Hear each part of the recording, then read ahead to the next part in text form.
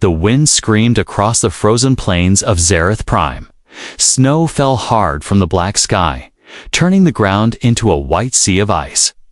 Sergeant Mark sat alone inside his small tent, a warm cup of rations in his hand. He was the last human on this lonely outpost watching over Sector 9, where nothing ever happened till tonight. His dog, Bear, suddenly growled and ran to the tent flap. Ears up, nose in the air. Mark stood quickly, grabbing his jacket and rifle. "What is it, boy?" he asked. Stepping outside, the cold hit him like a hammer, freezing the breath in his lungs. Then he saw her. A figure barely standing in the snow, swaying side to side like she would fall any second. Her skin shimmered like glass under the stormlight, and her long white hair blew wildly in the wind. She wore something that looked like ceremonial robes, thin and torn, offering no protection from the cold. Her hands clutched something glowing faintly against her chest. "Hey!" Mark shouted, running toward her. She looked up, her eyes glowing faint blue. Wide with fear, she collapsed, face first into the snow. Mark lifted her up, shocked by how light she was. Like carrying a bundle of twigs, he rushed her into the tent. Pushing Bear aside, inside, the heater glowed orange, and Mark laid her down on a sleeping pad near the heat. She was still breathing, but her skin felt too cold. Too smooth, not like human skin. "Who are you?" he whispered, removing her wet robe carefully. She had strange marks along her arms, glowing softly like old alien runes as he wrapped her in a thermal blanket. Her eyes opened slightly. Her lips moved, but no words came out, just a soft whisper. Of a sound, Mark offered her a water pouch, and she drank weakly. "Safe," she said slowly, her voice broken and rough. "Safe now?" Mark nodded. "Yes, you're safe here." She looked around the tent, confused, scared, and very tired. Then her eyes locked on the small heating coil, and she stretched her fingers toward it. Her body shivered violently, then calmed, suddenly. Her eyes glowed again brighter. This time, and the glow traveled down her arms. The glowing necklace on her chest pulsed in the same rhythm.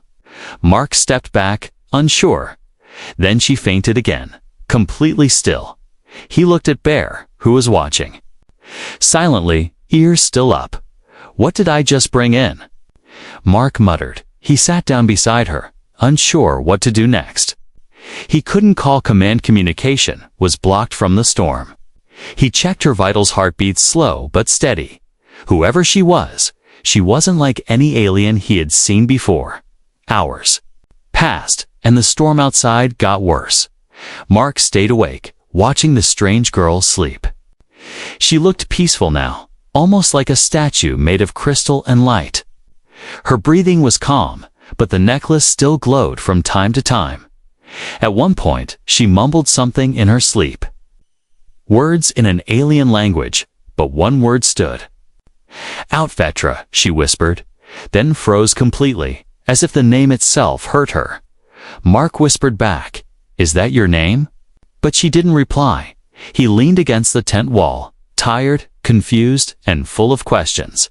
Who was she running from? Why was she alone in this storm, dressed in clothes that didn't belong to any known alien species? Why did her body glow like living glass? And most of all, why did her necklace respond to him, even though he didn't touch it? Mark didn't know, but deep inside, he felt something strange, like fate had just walked into his tent on two frozen legs, and everything was about to change.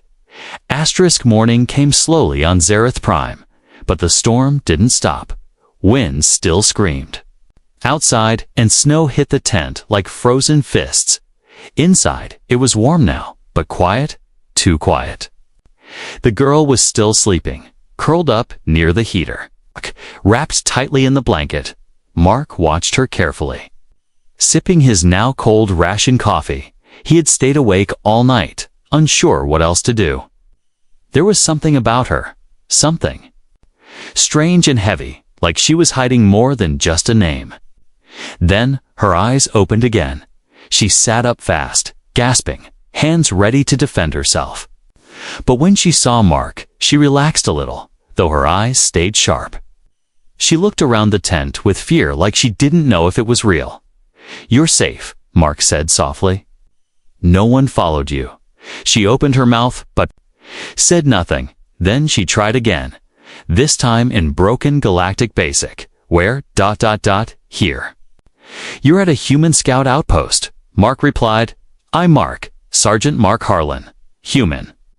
She looked confused, then slowly nodded. "Mark, ... Harlan," she repeated carefully, then pointed to herself and hesitated as if trying to remember something, but no words came out. "You have a name?" Mark asked gently. "Can you tell me?" She touched the glowing necklace near her chest, then shook her head. Her eyes turned away, ashamed or afraid, maybe both. Then she whispered, "Not say. Danger, danger, if you say it." Mark asked, surprised. She nodded once, slowly. Mark leaned back, trying to understand. She couldn't even speak her own name. That was strange. Very strange. He had seen many refugees in his years, but none like her. "Do you remember what happened?" he asked, "before the storm?" She nodded again, this time more sure. Her hands moved slowly, trying to explain. "Escape, ... fire, ... chase, ... Many die," she said, voice cracking. Then she touched her chest and whispered, "Me. Run. Someone was chasing you." "Many? Strong ... soldiers. Why?" Mark asked. "What did you do?" Her hands gripped the blanket tightly, eyes full of fear. "Born wrong," she said finally. "Born ... cursed ... Not chosen." Mark didn't understand. She was scared, lost, and possibly royal, judging by her necklace and strange glowing skin. But one thing was clear. Someone powerful wanted her gone. That night, as the storm started to die down, Mark gave her warm food. She ate slowly, carefully, like she hadn't tasted real food in weeks. Bear sat next to her, calm now, letting her pet him softly. Mark noticed how peaceful she looked with the dog, smiling gently. It was the first time he saw her smile. "Do you remember your home?" he asked quietly. She stopped eating, eyes frozen, then nodded, but tears started to form. "Home ... fire now," she said. "All gone." Mark felt a sharp pain in his chest. He didn't know what to say. She was just a girl, lost, hunted, and now homeless. Suddenly, the tent lights flickered. Mark grabbed his scanner and frowned. "Power dip," he muttered. "Could be the storm, or something else." The girl looked at him sharply. "They come." "I don't know," he said, "but if they do, I'll protect you." She looked at him deeply, her glowing eyes reflecting the dim light. Then she did something unexpected. She reached forward and gently took his hand. "Why?" she asked. "You ... help me." Mark blinked, unsure what to say. "You were freezing," he said. "I couldn't leave you outside. Others would," she replied. "You ... did not?" Mark smiled slightly. "I guess I'm not like others." She squeezed his hand, then let go. Her expression was still sad, but softer now.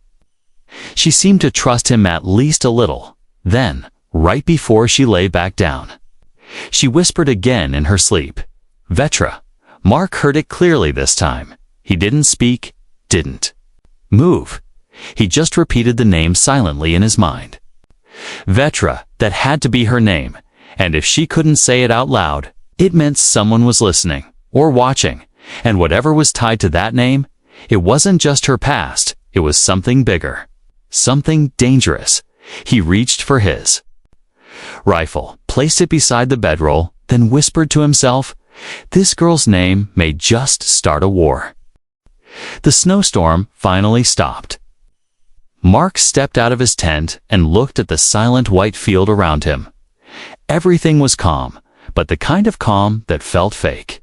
the kind that came before something bad, inside the alien girl Vetra. He now believed her name was sat quietly near the heater. She hadn't spoken the name again, not even in sleep. But something had changed in her eyes. She looked stronger now, less afraid. But she still jumped at every sound. Mark was about to check the solar panels when his comm unit blinked red. Incoming signal, short range encrypted. That was strange. No one should be out here for another 2 weeks. He answered it with a deep breath. Sergeant Mark Harlan. Outpost 9, a flat voice replied. Prepare for inspection, Sergeant. This is Patrol Unit 44 Delta, landing in 2 minutes. Before Mark could reply, the connection cut. No call sign, no code verification, nothing. Just a command. He looked back at the tent, heart sinking. They weren't regular patrol. They were hunting. Something or someone. Stay inside, Mark said to Vetra. Returning quickly, hide, and don't make a sound. Vetra's glowing eyes widened. They come, she said softly. For me, Mark nodded.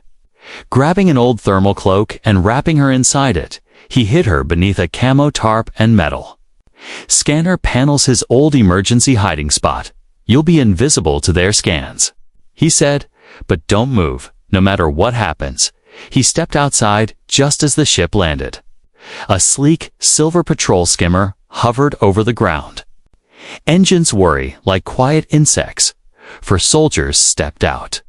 Wearing black armored suits with silver visors, Leon tech mixed with human design. Their weapons hummed with energy, hands ready to shoot. Sergeant Harlan.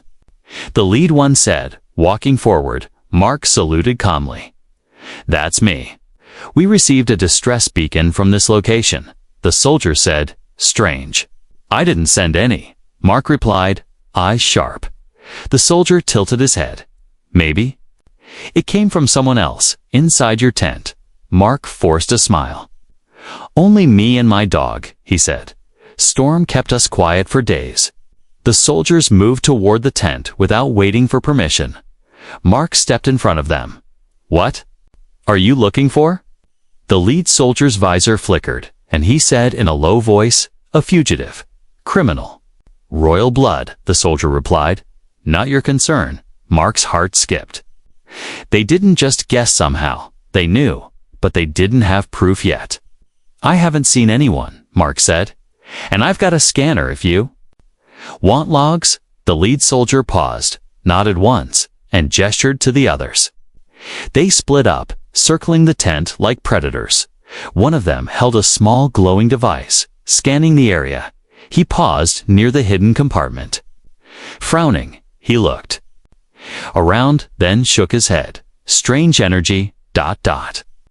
But fading, Mark held his breath, hand resting near his holster. But then, the soldier moved on. The lead one stepped close again, visor inches from Mark's face. If we find you lied, Sergeant, there will be consequences, I understand. Mark said without flinching, after 10 more tense minutes.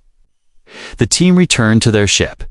The skimmer lifted silently and vanished into the white sky. Only when the noise was gone did Mark exhale. He rushed back into the tent and pulled back the panel. Vetra was there, shaking but alive. She looked at him with wide eyes, then whispered, "Thank you." He nodded, helped her sit up, and gave her water. They knew something, he said. But you're safe for now. Vetra touched her necklace, which was still glowing slightly. They follow this, she said. It sings. She nodded. 2 old machines, 2 watchers, 2 blood. Mark didn't understand. But he could feel the truth in her voice. This wasn't just a jewel. It was a key, a beacon, a curse. They will come back, she said, with more. Mark looked at her and said, then we'll be ready. She stared at him for a long moment. Then she reached into her cloak and pulled out a small shard crystal. Glowing faintly, she pressed it into his palm. This is my promise, she said. You helped me. Now, I help you. As the sun started to break through the clouds, Mark looked at the crystal in his hand. It felt warm, alive. Like it was whispering secrets he couldn't hear yet, and far above, in orbit, ships were already turning, watching, calculating, preparing. The game had just begun.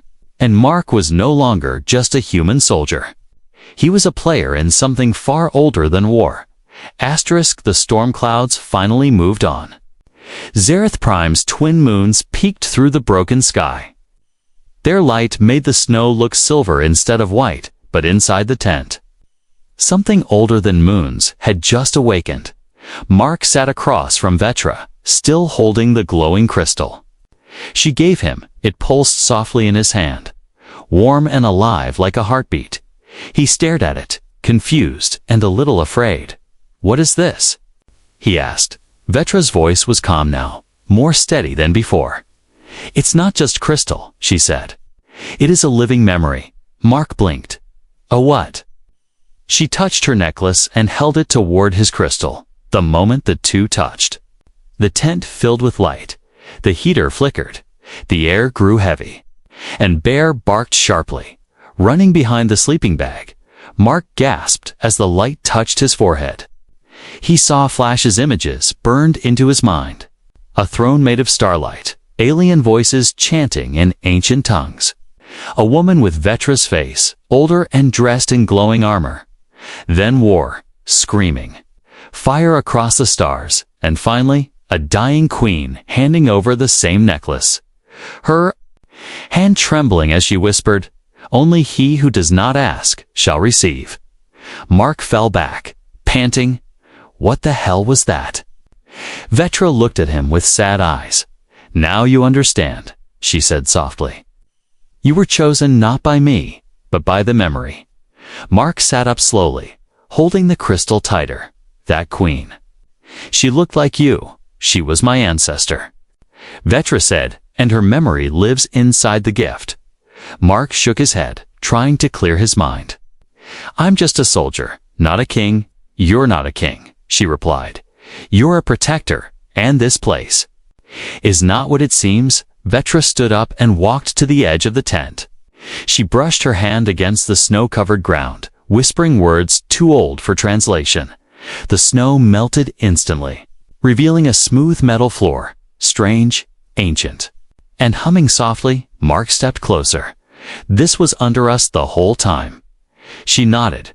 "This tent sits above a sleeping temple." "A what?" "A ship," Vetra said, "buried long ago, forgotten by time, sealed by the last queen. The memory found you, and now it listens again." As she spoke, the tent lights flickered again. A soft vibration passed through the floor, and panels under the heater began to shift. Metal parted with a quiet hiss, revealing a staircase made of blue light, a way down into the dark. Bear growled low, sensing something old and powerful beneath. Mark didn't move. He looked at Vetra, who stood, calm as the moons above. "You knew this was here?" he asked. "I hoped," she replied, "but I did not know for sure." Mark looked down the glowing steps. He didn't want to go, but something inside him pulled harder than fear. He took one step, then another. The air got warmer, thicker, filled with energy that hummed inside his bones. They reached a chamber made of smooth crystal and black metal. Walls lit up as they entered, responding to their presence. Strange symbols floated in the Iralian script, rotating slowly like stars. In the center of the room was a pedestal. On it sat a helm, gold, silver, and glowing with soft blue light. It pulsed like a heartbeat, just like the crystal in Mark's hand. Vetra stepped back. "Touch it," she whispered. Mark hesitated. "What if it's a trap?" "It only awakens for the chosen," she said, "and it already knows you." Mark reached out and touched the helm. Light shot through his body, filling him with warmth and cold at the same time. Memories rushed in again, not his own. He saw battles across galaxies, starships singing as they flew. He saw the queen fighting until her last breath, guarding something precious, this temple. When the light faded, Mark stood still. The helm was gone. Its shape had melted into his armor, leaving a mark on his chest, bright and glowing. What just happened? He asked, stunned. Vetra looked at him with awe. You have awakened the Heartlink, she said. You are now bound to the Echo ship. The what? This is no temple, she said slowly. It is a royal ship, older than my people's history. And now? It listens only to you. Mark looked around, breathing heavily. He wasn't ready for this, but the ship had chosen him. The crystal had chosen him. And Vetra had brought him here for a reason he still didn't understand. Outside, in the quiet snow, hidden sensors blinked alive for the first time in 10,000 years. The hunters would return, but next time, they would not find a lone soldier in a tent. They would find something much older, much stronger, and no longer asleep. The night was silent again, but it didn't feel peaceful anymore. Something old had awakened beneath Mark's tent. Something that had waited through centuries of snow. Silence and forgotten war inside the command chamber of the buried alien ship. Glowing lights now danced across the walls. Vetra stood next to Mark, her body shining faintly under the crystal ceiling. The echo of the queen's memory still hummed through the air.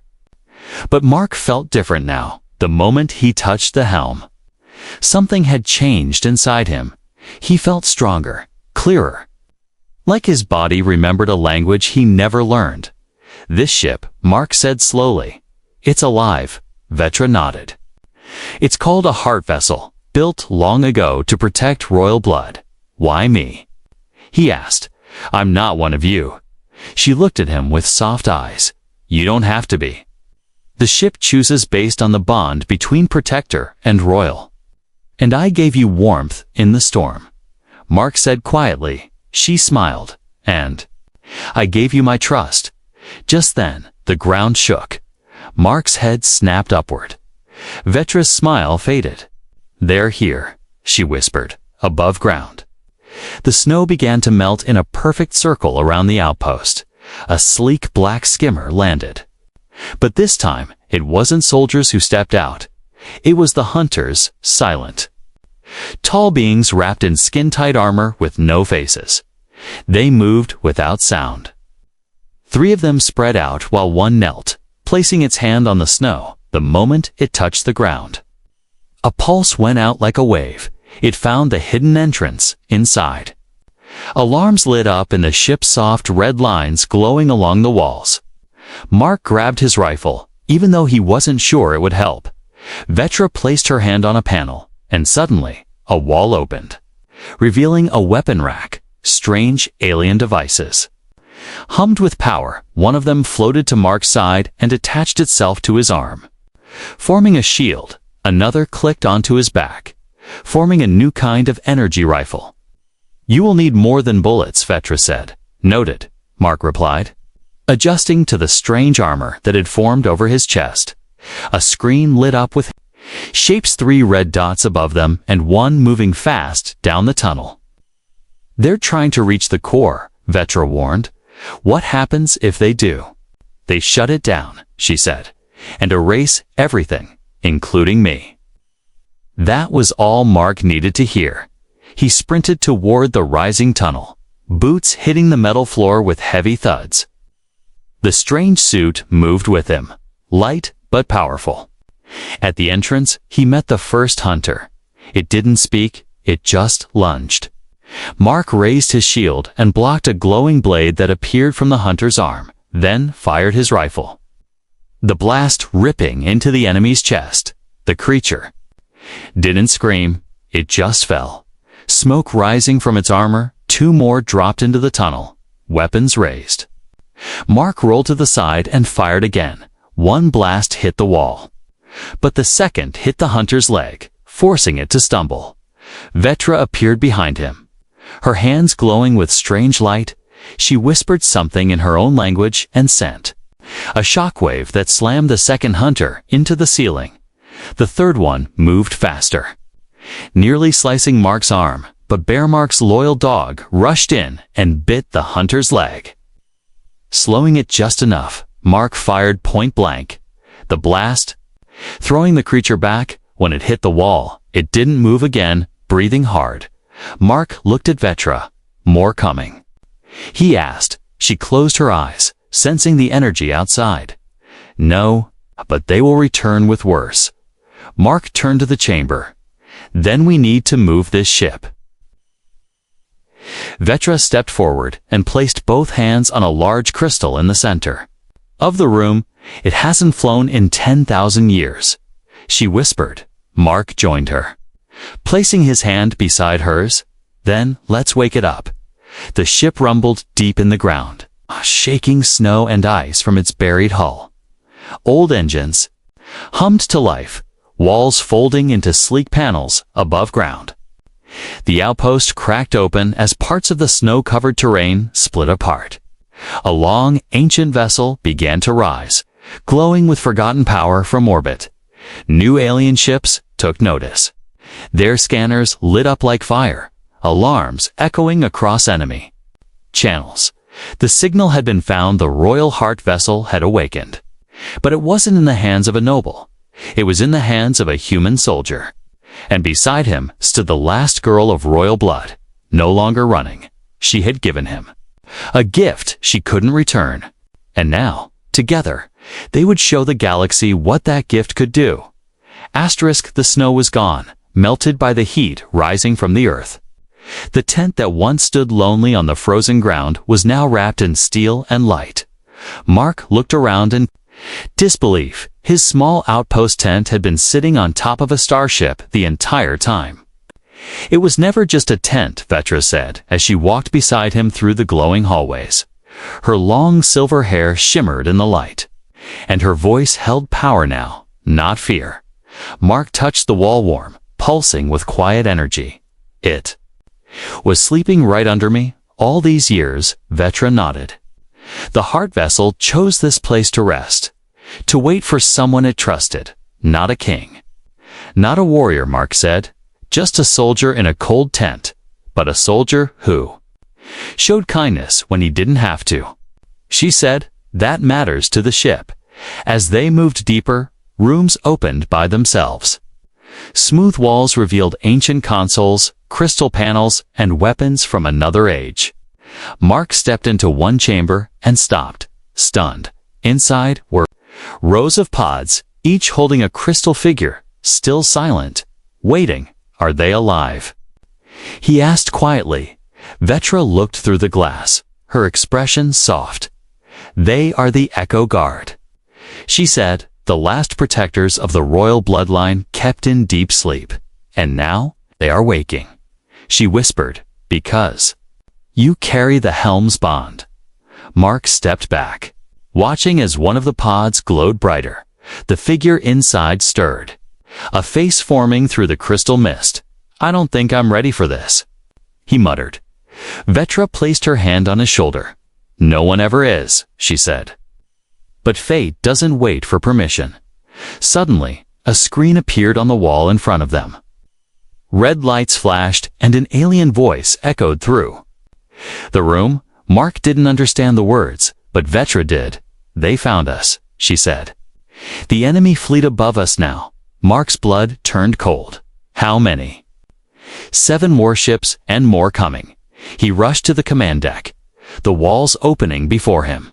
The control chair rose from the floor like it had been expecting him. Mark looked at it, then slowly sat down instantly. The ship responded, screens lighting up around him. The ship's voice spoke inside his head, not in words, but in feelings. It showed him the enemy above, the weapons, the formations. I'm not trained for this, Mark whispered, but the ship didn't care. It moved with him, trusted his instincts. The hell mark on his chest glowed bright blue, and the ship rose fully from the ground. Outside, the heart vessel shook off the last of the snow. It hovered over the frozen valley, its hull smooth and powerful, ancient cannons unfolded from hidden panels. glowing with light that hadn't burned in 10,000 years. In orbit, the enemy fleet adjusted. One commander on the lead ship stared at the screen in disbelief. "It's awake," she hissed. "The royal vessel has returned. Should we fire?" asked one of her crew. The commander narrowed her eyes. "Fire everything." Missiles launched. Beams of light tore through the sky. But the heart vessel moved like it was dancing.